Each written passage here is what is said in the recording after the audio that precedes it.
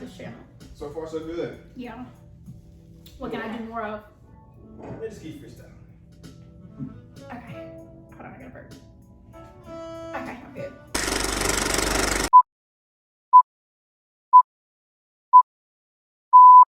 So Amber, tell us where we are right now. We're in the love closet. That means when you come in with an idea or you come in with a mindset of this is how it's supposed to be or I've always been this way, you leave with a changed perspective. You leave with a new outlook on maybe this can better me in a different way if I just change the way I think just a little bit. What's the goal of the love closet? The goal of the love closet, I would say, is just to really help people become better versions of themselves, whether they're in relationships or whether they're single actively looking for love. I want to help people be and bring to the table the best thing that they can do. And sometimes in relationships, we forget that everything's not one-sided. Everything is not like, this is how I've always done it. This is always has to be. No, relationship is not sacrifice, but it is compromise. So I want to help people know that I have overcome a lot of things and I have been through a lot of things in my relationship. I've been in a 10-year relationship, 10 plus year actually. And I have some really good advice for people. So I want to help them. So that's what we're doing. What can your audience look forward to? You guys, you can look forward to, I want to bring love to life. I want to give you the good, the bad, and the ugly. And I want to give you tips and tricks on how to be better. And then when you're in those tough moments and you just don't know what to do, I want to give you the examples and the answers to maybe work for to help out whatever you're trying to strive for, whether that is being in a monogamous relationship, a polygamous relationship, whether that is being by yourself and just learning how to self-love. I want to show you guys that there is tips and tricks and ways to, grow and just become truly in love with someone or be able to open up yourself and be able to advance everybody, yourself, them, and I would say I just really want to help people love. I want to really help people find their person. I want to help people find their person. I think that would help people. What made you qualified to talk about this topic? Am I a 10-year PhD love doctor? No, I'm not. But I have had personal experiences and I have been through things. I have been through ups and downs. And in my relationship, I've learned if you want something, you work for it and you fight for it. And I think I've been through literally everything that anybody can speak of. And the things that I haven't been, I read books. So I'm starting to learn that even if I don't have the personal experience and the knowledge, that I can find it somewhere. And I want to be able to deliver that to you guys. And I want people to become stronger individuals and stronger couples and stronger marriages. I want that divorce rate to be cut in half of half. Because right now, the divorce rate is out of every 2 couples get divorced. So I want to make that maybe not 1 out of every 2, but maybe let's take it down to 25%. If we can go 50 to 25%, I think that I've helped people in a big way. So. Do you think the love closet is a need right now in our current society? So to be honest with you guys, the love closet is an idea for you to come and just lay down your burdens. If you watch my Instagram or if you watch my TikTok, people know that I bring positivity to people because you can always think negative on a situation. I don't want you guys to think that I don't go through things, and I don't want you guys to think that I don't experience hurt or self-doubt or any of those things. But I learned that your mindset is everything. So I want this love closet to be something that you can come in, you can feel open, you can say, you know what, I'm coming in with some negativity, but I'm leaving with a positive outlook, and I'm leaving with something that can really help me. And whether it is in a relationship or it is for yourself, I want people to know that love is an amazing thing, and I don't think that you should shy away from it. And in 2022, everybody believes in the city girls, the city boys, and I want to show people, no, there's still some really good people out there, and they're looking for you, and they're looking for the same thing that you're looking for. So I think that's what I wanted to accomplish out of this. I think it's how I can help you guys. How do you feel about the current state of the relationship, scene today? Do you think that we are close to where we need to be as a culture, or are we nowhere near it as a culture? So I am black and white. I want to start off by saying that my mom is white and my dad is black. So I am a big advocate for #Black Love, right? I love the way Black love looks. And I'm not saying that any other culture doesn't matter, because no, love is love. But I really want to advance our society because I just feel like we've been held back and we've had a standard of what love looks like, and sometimes it isn't right, guys. I'm gonna tell you, do I think that you should be in 10, 20-year relationships with somebody who you're not fully committing yourself to? No, I don't. So I want to help you guys feel like, okay, can we cut that time down in half? And I want to help every culture, not just ours, advance in their aspect of love, because right now I think it's so off. I think that what we used to see our grandparents do and our great-grandparents, it didn't matter what they went through. They were sticking it out. They were staying together. They were showing you this is what a marriage really is. And in today's society, I think it's just easy to run. I think it's easy to run, and I think it's easy to say, you know what, it's always another option. And I want to take those options away from you guys and put them back in your relationship. Like, if this is the thing you're looking for and this is the person you said I want to be committed to, okay, well, let me give you extra options to help it work with them, because love is work, right? Love is hurt sometimes. Love is taking down your pride and your ego to help or bring up someone else. It's going to be, again, a compromise, but I think that it is the best compromise you can make if you have the right person. And I want to show you guys how to get there. And I think I can do that. I really think I can do that. Tell us about Amber Denise. Amber Denise. I'm 27 years old. I have been married for 3 years now. But like I told you guys, I've been in a relationship for over 10 years. And we've had those milestones, guys. We've had those ups. We've had those downs. We've had times where it was, is it us? Like, can we make it work? But when you sit back and you reflect on, is this the person that I love? Is this the person that I see growth in? Because no one's going to be perfect. So is this a person that I can see that me and him can elevate each other, or me and her can elevate each other together? And for me, I found my person. He's absolutely amazing. You guys see that on my social media. I don't spotlight, my husband and my kids, but that's for their personal privacy. I absolutely love my family, and anyone in real life who knows me knows they are first and foremost always. Like, if they're not happy, if something needs to be switched in that, social media will be dead, right? But they have come to support me, and they know that I can add value to people, and they're rooting me on. They're rooting me on for this. They're like, if anybody's qualified enough to do that, you can do that. I would say I'm still young, but I feel like I'm getting old, and I just see a lot of people who are my age.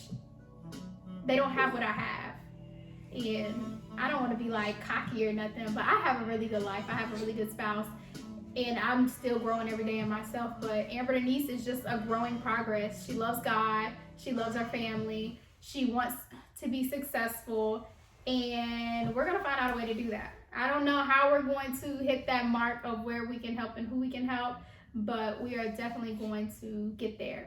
So Amber, let's talk kids. Okay. What are the implications of kids growing up in a healthy two-parent household? So I'm only gonna, again, I want to bring my experiences to you guys, and I'm gonna bring you fact with everything I talk about. But right now, I want you to get to know me. I want to get you to know, why should I follow this page, or why should I let her, out of anybody, give me love advice? Like, who is she?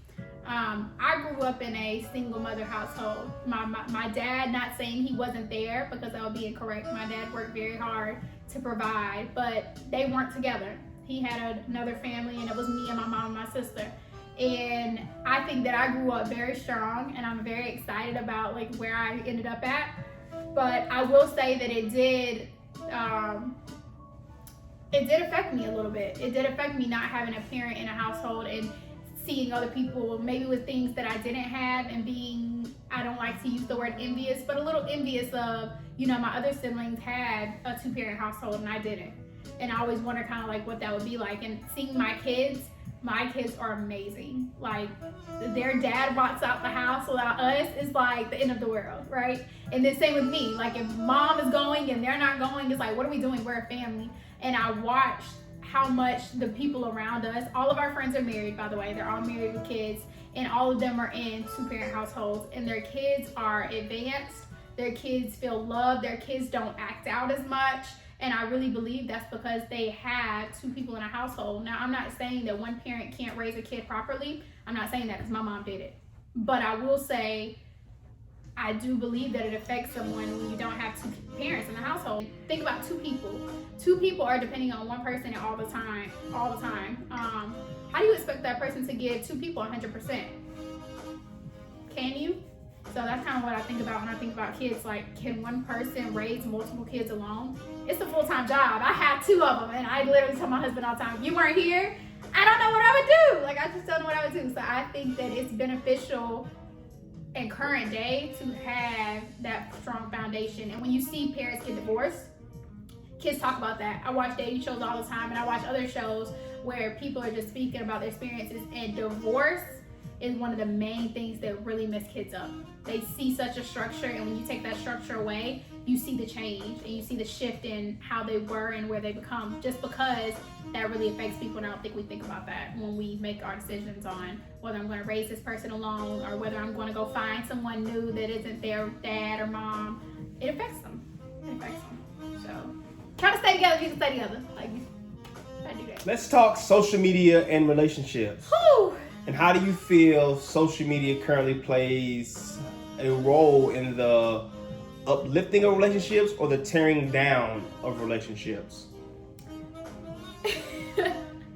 Okay, so I will start off by, I am a social media influencer, and I did tell you guys, I don't spotlight my family on my page. I have in my bio that I am a wife and a mother. I'm not gonna hide that, but I don't spotlight it. So I need to go ahead and put that out there, because some people are gonna say, you don't do it, what do you mean? But I've watched social media tear down a lot of relationships, and I think why mine is so solid is because I don't put social media over my family. I don't put the virtual world or the metaverse over what is in reality. And I think in today's society, we try to live two different lives.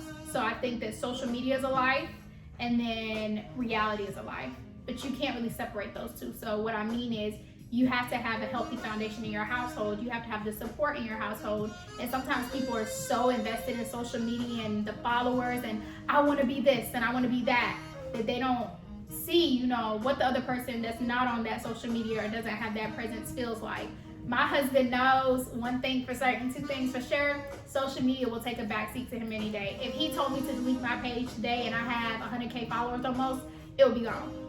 Like, I wouldn't ask any questions. I wouldn't contemplate like, oh, do I really want to do this? Like, it would be over with, because I really value him over anything. I deleted social media twice. Each time I had followers. I never had as many as I had now. The last time I deleted it, I think I had like 7,000. But I've learned that you cannot have social media in a relationship without having structure between those. So I think communication is the biggest thing with social media. If you want to make it work, this is the way of the world, this is the way of business, but you have to be very open and very transparent about what you're trying to do, what are your goals, and don't let it become, you know, your reality. Don't let it become your reality. What advice would you give a beautiful young lady who is coming up on social media, but she does have, you know, somebody solid she's been with for a couple years, but now she's exposed to so much more and so many other people who are constantly in her DMs, bing, bing, bing. She's seeing their lifestyle, you know, it's maybe intriguing to her. What advice would you give that person? It's always going to be people trying to get at you from the outside world, whether that's social media or whether that's in reality when you're going to the gas station pumping gas or, you know, walking through the mall. You have to determine what means more to me. And sometimes I see that it can be hard for people when you're not in a great space. That's why I want to be here to offer you guys the advice of what to do when you're feeling this way or what to do when you're feeling that way, because I would lie to you and tell you if I haven't seen some DMs in my phone. I've seen them, my husband's seen them too. Don't let status take you from what you know is real. And I think sometimes in social media times, we think that because someone has more presence or somebody has more money, that equals happiness. And I'll tell you, it doesn't.